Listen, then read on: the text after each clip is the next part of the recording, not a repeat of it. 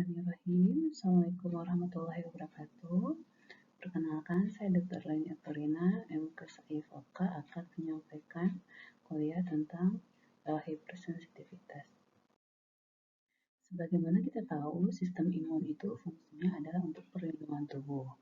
Nah, bagaimana dengan reaksi hipersensitivitas? Secara definisi, reaksi hipersensitivitas adalah respon imun terhadap antigen yang berlebihan, sehingga dia bukan melindungi tubuh, malah menyebabkan kerusakan. Jenis antigennya ada apa aja sih? Uh, Jenis antigen itu bisa agen infeksi atau patogen seperti Mycobacterium lepra, kemudian bisa berupa alergen lingkungan seperti debu, tungau rumah, obat-obatan, dan makanan yang bisa menimbulkan alergi. Kemudian ada self antigen, yaitu antigen dari tubuh kita sendiri. Untuk hipersensitivitas itu ada 4 tipe. Tipe pertama disebut JAGA, IgE mediated hypersensitivity. Tipe 2 itu disebut antibody mediated hypersensitivity. Ada beberapa namanya untuk tipe 2, nanti akan kita bahas. Kemudian ada tipe 3 disebut immune complex mediated hypersensitivity, dan tipe 4 cell mediated hypersensitivity. Dari keempat tipe hipersensitivitas itu ada yang berkaitan dengan antibody, yaitu tipe 1, tipe 2, dan tipe 3. Kalau tipe 1 tadi dia berkaitan dengan IgE, untuk tipe 2 bisa IgM, bisa IgG, sementara tipe 3 dia antigen antibody kompleks atau disebut juga imun kompleks. Lalu untuk yang berkaitan dengan sel itu khusus pada tipe 4 saja. Dia bisa menggunakan sel T helper, sel sitotoksik maupun sel makrofag. Kita bahas satu-satu ya. Untuk tipe 1 kadang diberi nama juga dengan alergi dan atopi ya. Kemudian untuk tipe 2 dia disebut tadi antibody mediated hypersensitivity, tipe 3 imun kompleks, dan tipe 4 disebut cell mediated hypersensitivity, dan juga disebut delay type hypersensitivity. Apa mediatornya? Kalau tipe 1 itu IgE, untuk tipe 2 IgG atau IgM, untuk tipe 3 dia imun kompleks. Imun kompleksnya itu adalah ikatan antara antigen dan antibody. Kalau tipe 4 dia menggunakan sel T. Mekanismenya seperti apa? Pada tipe 1 ini, antigen dia akan menyebabkan cross-linking dari IgE yang terikat atau terdapat pada permukaan sel mas maupun sel basofil. Nanti ketika IgE terikat dengan reseptornya di sel mas atau di sel B, dia akan mengeluarkan vasoaktif, mediator vasoaktif ya, seperti histamin dan lain sebagainya. Nah, kemudian bagaimana manifestasinya? Untuk yang sistemik, dia bisa menimbulkan anafilaksis sistemik. Contohnya apa? Itu shock anafilaktik. Untuk yang anafilaktik lokal itu contohnya itu high fever, asma, hives, alergi makanan, dan eczema. Nah, untuk tipe 2, antigen dia akan berekatan di permukaan sel. Kemudian ini akan membuat sel itu dirusak dengan sistem komplement atau antibody dependent cell cytotoxicity. Nah, manifestasinya seperti apa? Misalnya transfusi darah, itu akan dihancurkan sel darah merahnya jika tidak cocok. Kemudian erythroblastoses fetalis, ini bisa jadi juga sel darah merah bayi dihancurkan oleh ibu. Kemudian autoimmune hemolytic anemia, jadi ini anemia yang disebabkan oleh penghancuran sel-sel darah merah oleh sistem imun kita. Kemudian untuk tipe 3 yang imun kompleks ini, jadi kompleks antigen antibody ini mereka terdeposit atau bukan menumpuk ya, mereka mengendap di berbagai jaringan, dan ketika mereka mengendap di jaringan itu mereka akan mengaktifkan sistem komplement. Nah, sistem komplement ini dia akan menarik neutrofil dalam jumlah besar sehingga terjadilah inflamasi di daerah pengendapan kompleks imun tersebut. Nah, untuk manifestasi klinisnya seperti apa? Itu ada beberapa penyakit ya, ada Arthus reaction, kemudian ada reaksi serum sickness, kemudian necrotizing vasculitis, kemudian kalau vaskulitis ini peradangan pada pembuluh darah, glomerulonefritis ini peradangan pada ginjal berbentuk, kemudian rheumatoid arthritis ini peradangan pada sendi-sendi, kemudian systemic lupus erythematosus ini dia pada hampir banyak jaringan ya. Kalau untuk lupus dia di banyak jaringan tergantung organ atau jaringan mana yang diserang oleh sistem imunnya. Kalau untuk tipe 4 yang dimediasi oleh T-cell, mekanismenya seperti apa? Ketika T-cell tersensitisasi oleh APC antigen presenting cell, dia akan mengeluarkan sitokin.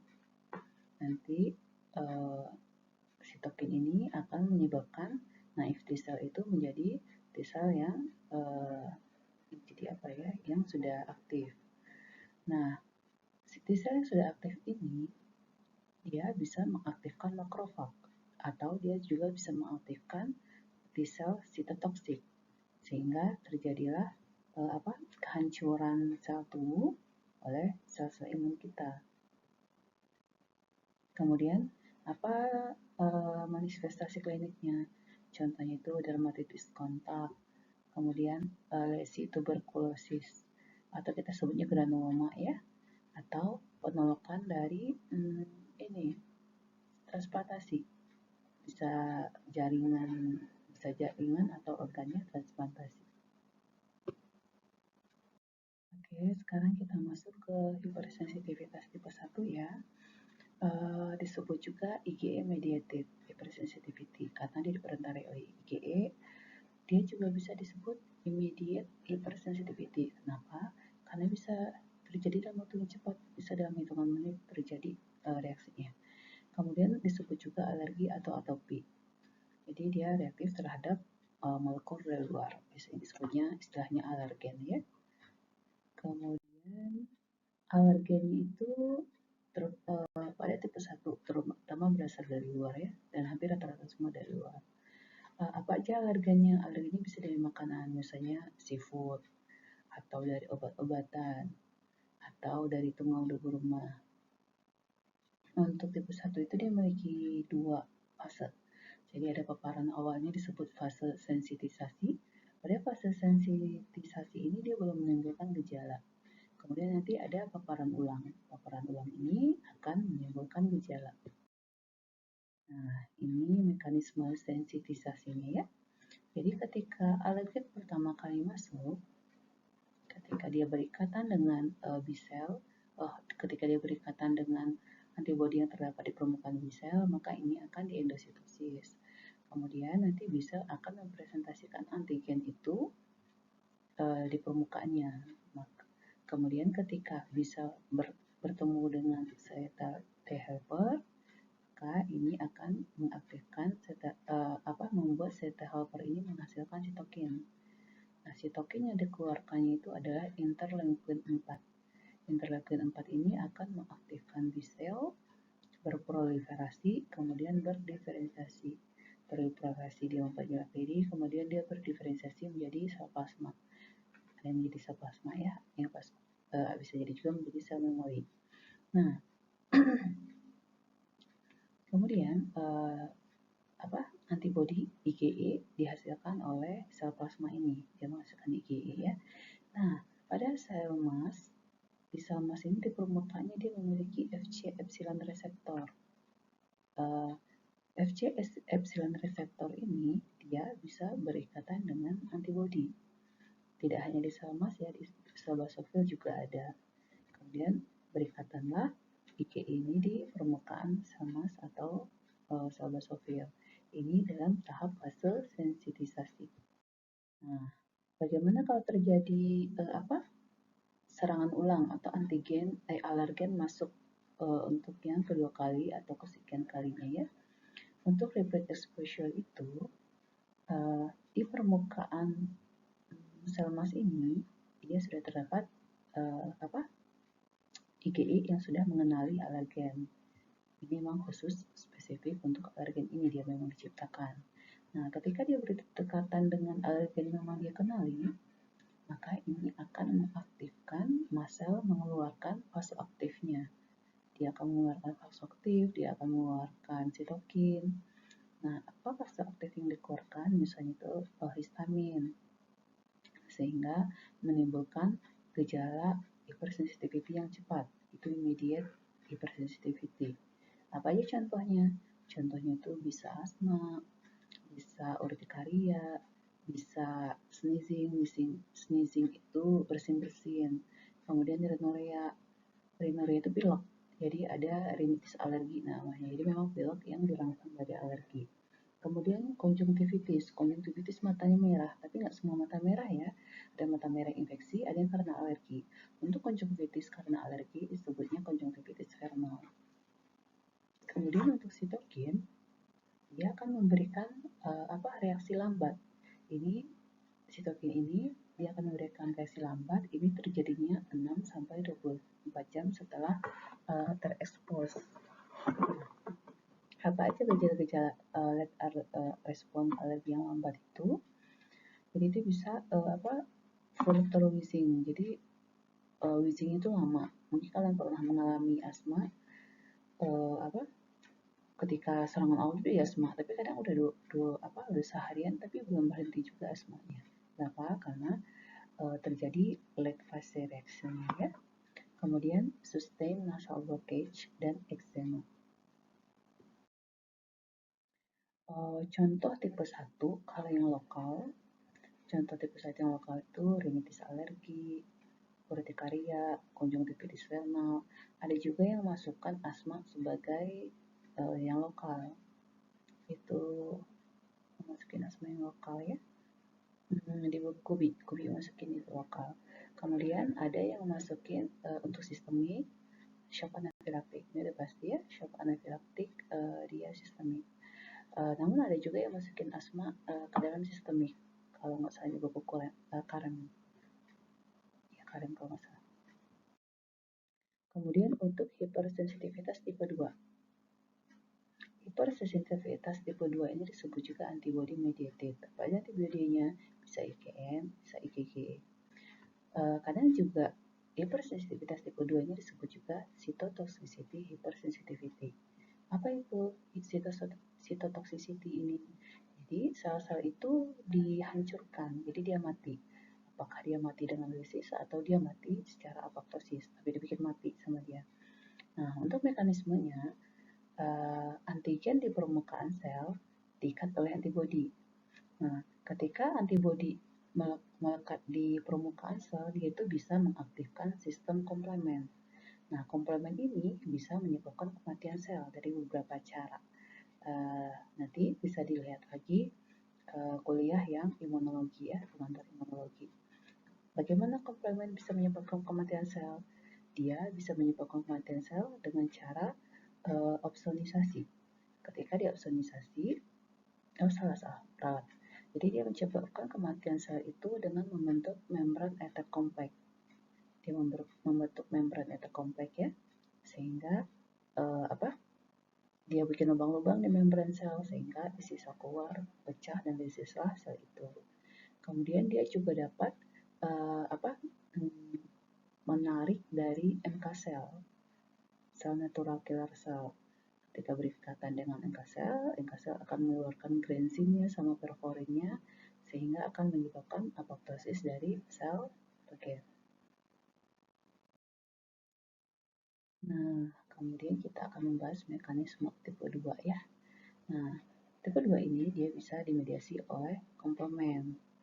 Bagaimana mediasi oleh komplement? Jadi komplement itu akan mengopsonisasi sel yang sudah diikat oleh antibodi. Jadi ini ada sel, misalnya ini sel, sebentar.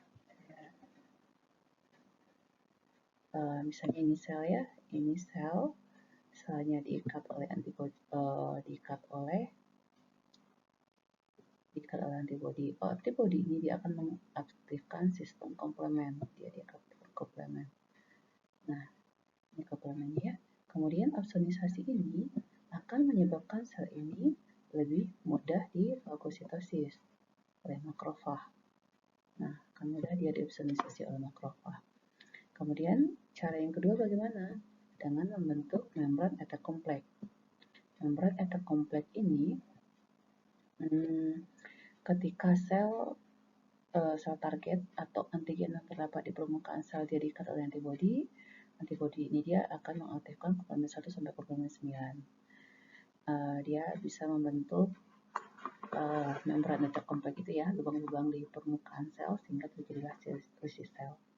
Aja contohnya anemia hemolitik. Jadi sel darah merah kita dihancurkan.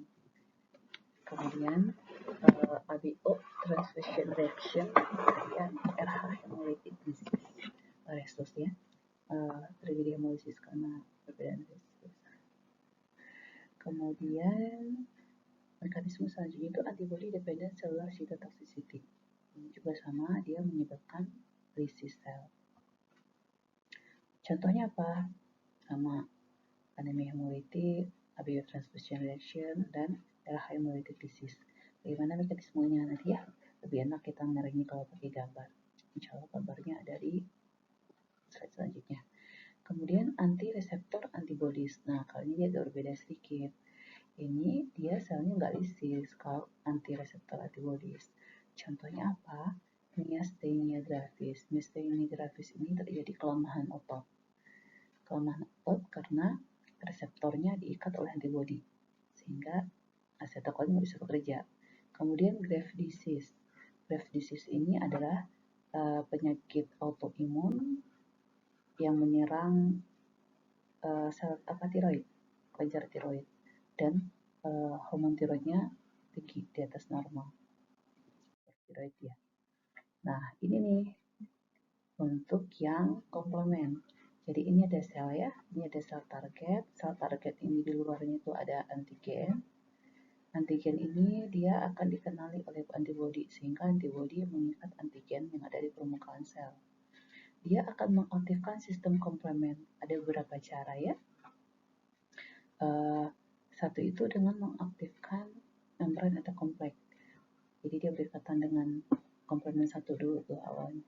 Komplement 1 nanti ada komplement 5 sampai 9 membentuk membran etakompleks, maka terjadilah lysis cell. Kemudian terjadi opsonisasi. Jadi antibodi ini diikat oleh komplement, terutama komplement 3B, jadi seperti ini, dan akan mempermudah terjadinya proses fagositosis oleh makrofag. Kemudian antibody dependent cell cytotoxicity. Ini ketika terbentuk terikat antigen dengan antibody. Nah, di sini ada NK cell. Di permukaan NK cell itu dia memiliki Fc reseptor. Fc reseptor itu adalah reseptor untuk antibody. Nah, ketika berikatan Fc reseptor ini dengan antibody, maka aktiflah NK cell ini. NK cell dia bisa mengeluarkan granzyme. Ketika dia mengeluarkan granzyme, maka akan menyebabkan apoptosis atau kematian dari sel ini. Jadi granzyme masuk ke dalam sel dan merangsang apoptosis. Apoptosis itu dia kematian yang diprogram ya. Atau ketika dia mengeluarkan perforin, ketika NK cell mengeluarkan perforin, maka dia akan menghancurkan atau bikin lubang-lubang di permukaan sel sehingga lysilah selnya dan terjadi kematian sel. Kemudian kita masuk yang anti-reseptor antibodies. Ini yang contohnya myasthenia gravis ya. Jadi ini adalah syaraf yang mempersyarafi otot. Kemudian ini adalah otot. Ini ototnya ya. Nah, di neuromuscular junction, neuro itu syaraf, muskular itu otot. Ini namanya area neuromuscular junction, daerah hubungan antara otot dan syaraf. Di sini terdapat reseptor-reseptor untuk asetilkolin. Syaraf ini dia mengeluarkan asetilkolin. Ketika asetilkolin dikeluarkan oleh syaraf, dia akan berikatan dengan reseptornya. Berikatan dengan reseptor, maka nanti akan terjadi potensial aksi. Nanti ototnya bisa untuk ini ya, untuk kontraksi. Nah, apa yang terjadi ketika reseptor-reseptor ini diikat oleh ketika reseptor-reseptornya diikat oleh antibodi? Ketika reseptornya diikat oleh antibodi, otomatis asetilkolin ini tidak bisa berikatan dengan reseptor, sehingga tidak bisa bekerja ototnya, tidak bisa berkontraksi. Nah, penyakitnya disebutnya miastenia gravis. Ini penjelasan yang tadi ya, ADCC. Ini gambar yang berbeda, mirip sih sebenarnya sama gambar yang tadi. Ini sel target, di permukaannya ada antigen, kemudian nanti ada antibodi. Antibodi mengikat antigen ini, kemudian antibodi dia akan berikatan dengan Fc reseptor. Ketika ini telah aktif, maka NK sel dia akan mengeluarkan koenzim dan perforin sehingga menyebabkan kematian dari sel target. Ini yang ini ya, anti reseptor antibodi sama sih sama gambar yang tadi ya, sama kayak gambar yang tadi. Ini yang di top, ini neuromuscular junction. Di sini ada syaraf itu dia mengeluarkan asetilkolin. Di sini di otot dia ada memiliki reseptor-reseptor untuk asetilkolin. Nah, ketika anti reseptor antibodi sini, jadi antibodi anti reseptor, dia akan berikatan dengan reseptor asetilkolin pada permukaan otot, sehingga asetilkolin nggak bisa berikatan dengan otot, sehingga otot tidak berkontraksi. Miastenia gravis. Sekarang bagaimana dengan yang ini hormon tiroid? Nah, hormon tiroid ini dia memiliki reseptor juga ya. Hormon tiroid maaf, sel tiroid. Jadi sel-sel tiroid, kelenjar tiroid itu dia memiliki reseptor di permukaannya. Reseptor untuk apa? Untuk TSH. TSH itu thyroid stimulating hormone. Jadi dia menstimulasi tiroid untuk menghasilkan hormon tiroid. Jadi dia stimulator ya. Nah, ketika reseptornya itu diikat oleh antibodi, dia bisa memberikan efek ini stimulan juga, dan justru stimulannya itu lebih tinggi. Dia bisa menstimulasi tiroid ini untuk memproduksi hormon, padahal dia tidak berikatan dengan TSH-nya, tiroid stimulating hormonnya. Ketika reseptornya diikat oleh antibodi, justru dia juga bisa memberikan efek meningkatkan produksi hormon tiroid. Ini nama penyakitnya Graves' disease, dan kadar hormon tiroidnya lebih tinggi dibandingkan kadar normal.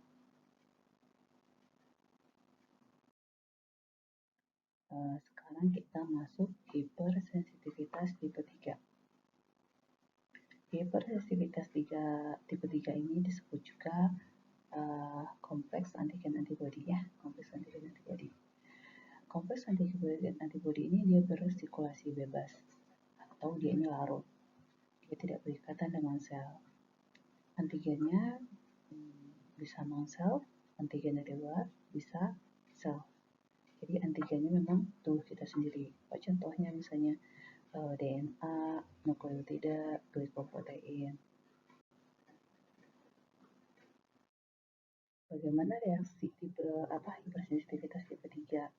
Nah, antigen antibodi kompleks ini dia bisa mengendap di pembuluh darah.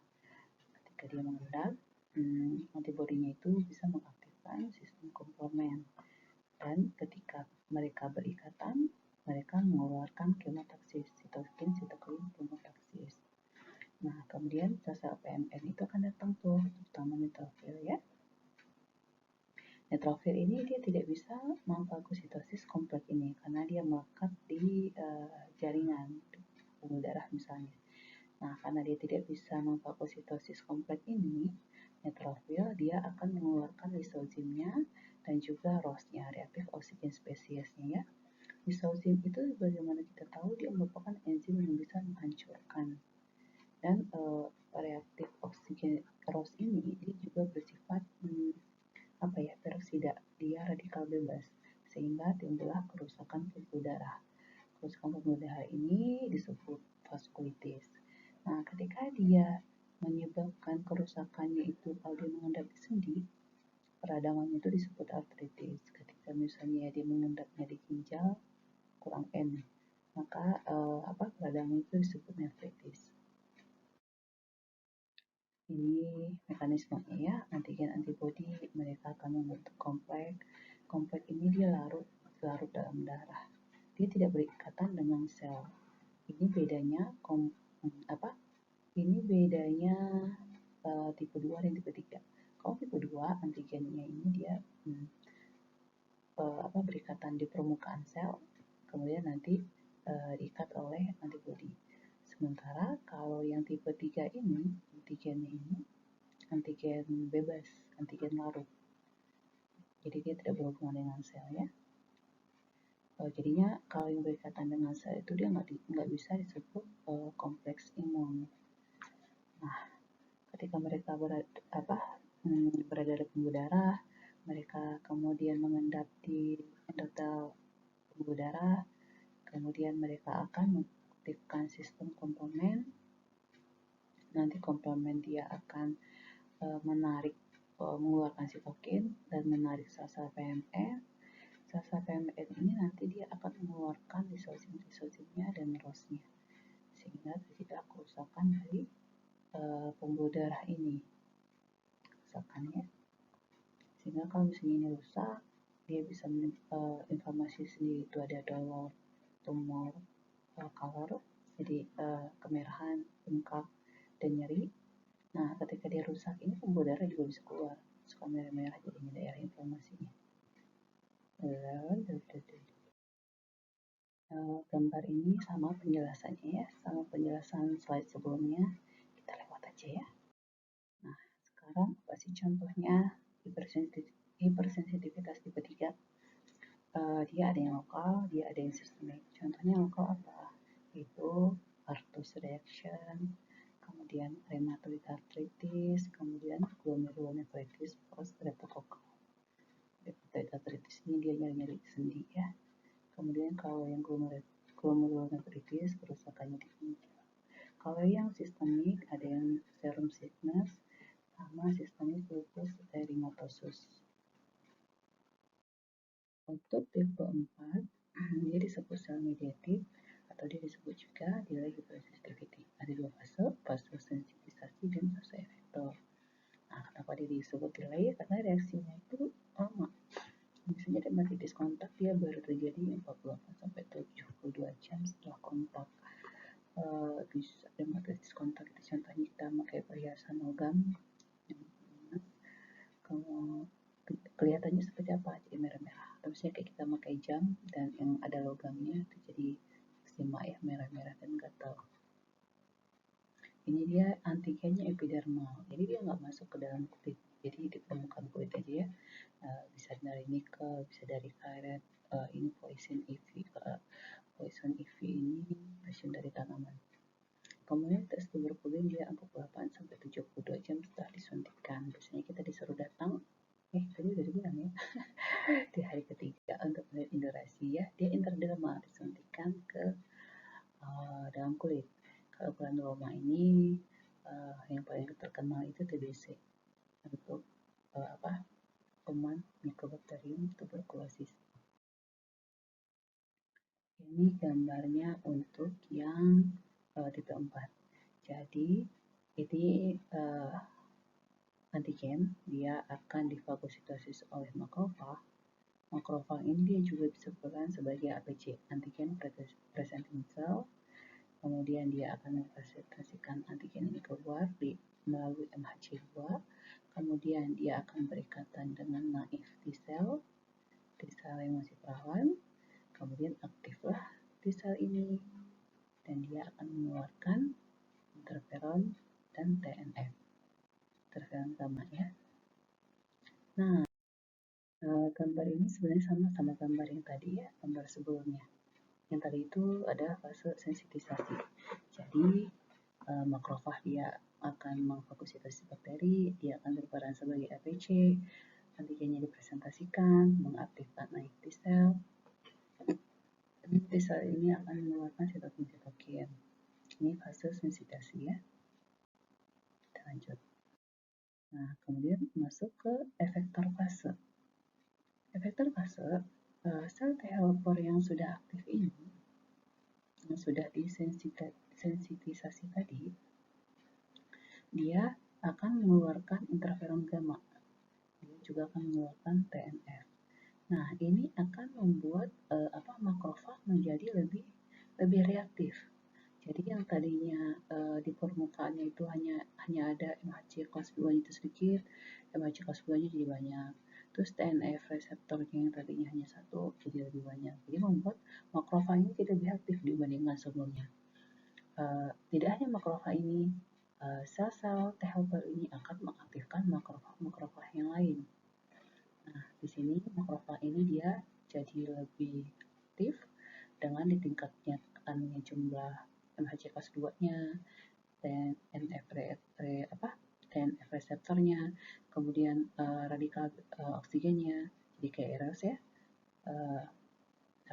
ROS reaktif oksigen spesies ya. Kemudian nitric oxide di dalamnya juga lebih banyak. Subklasifikasi dari tipe 4. Ini nice to know aja ya kalau untuk adik-adik kebidanan. Jadi dia untuk sel mediated ini, sel yang diaktifkan itu bisa T helper 1, kemudian T helper 2, T helper 17, sama sel sitotoksik CD8. Manifestasinya ini sebagai kontak dermatitis, kayak pakai jam tangan yang ada logamnya, tuberkulosis, liaklisis. Kalau yang T helper 2, contohnya itu atopic dermatitis, kemudian esophageal GI disorder, kemudian T helper 7 itu psoriasis, kemudian Crohn disease. Psoriasis itu dia kemerahan, paling sering itu daerah ekstremitas kemerahan, terus ada kerak gitu, kulitnya mengeras. Kalau Crohn disease ini menyerang usus besar, Crohn disease ya. Kemudian kontak dermatitis sama ya, T helper 1 juga yang dermatitis juga. Jadi kontak dermatitis itu dia T helper 1 dan T helper 8. Celiakitis juga T helper 1 dan T helper 8. Ini tabelnya sebenarnya sama-sama tabel yang sebelumnya ya. Cuman kayak tadi dia menjelaskan sel T itu sel T 1, 2, dan 17, kali sel T aja. Sel T dan makrofag. Apa aja yang menggunakan sel T dan makrofag? Tuberkulosis, kokidoidomikosis, kemudian tes tuberkulin, kemudian kokidoidon skin test, kemudian apa sih yang terjadi kalau ini dia terbentuknya granuloma ya. Ini granuloma. Kalau ini dia indorasi atau tonjolan. Kemudian ini agen yang menginduksi persensitivity-nya itu bakteri sama fungus. Fungus itu jamur. Nah, untuk PPD ini purified protein derivative atau spirulin. Yang spirulin ini yang buat jamur, yang kokidoidin. Nah, sekarang untuk yang CD8 dia untuk kontak dermatitis, erythema multiforme, Stevens-Johnson syndrome, toxic epidermal necrolysis. Kalau Stevens-Johnson syndrome ini biasanya reaksi alergi obat. Gejalanya itu terutama nampak di kulit ya, kelihatannya. Kalau ini klinikalnya itu dia gatal-gatal, kemudian merah-merah. Kemudian ini gejalanya seperti apa tergantung dari target lesinya. Nah, apa contoh agentnya? Herpes simplex, Mycoplasma pneumoniae, kemudian sulfonamid. Sulfonamid ini untuk yang Stevens-Johnson syndrome. Ini contohnya yang dia dermatitis kontak. Dermatitis kontak ya.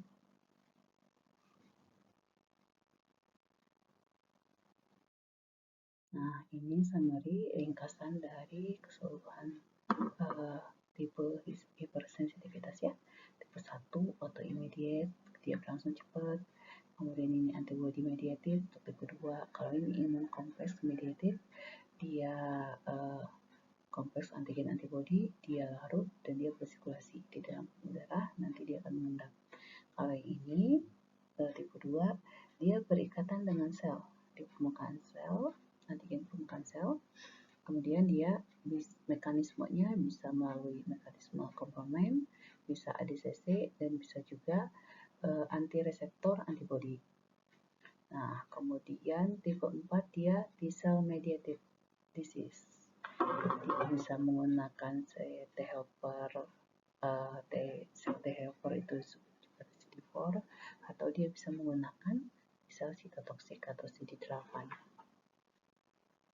Mekanismenya bisa dibaca aja ya. Oh iya, tadi yang saya bilang bersumber dari buku Karen, kayaknya ternyata bukan dari Karen ya. Review of Medical Microbiology and Immunology, A Guide to Clinical Infectious Disease, edisi ke-16.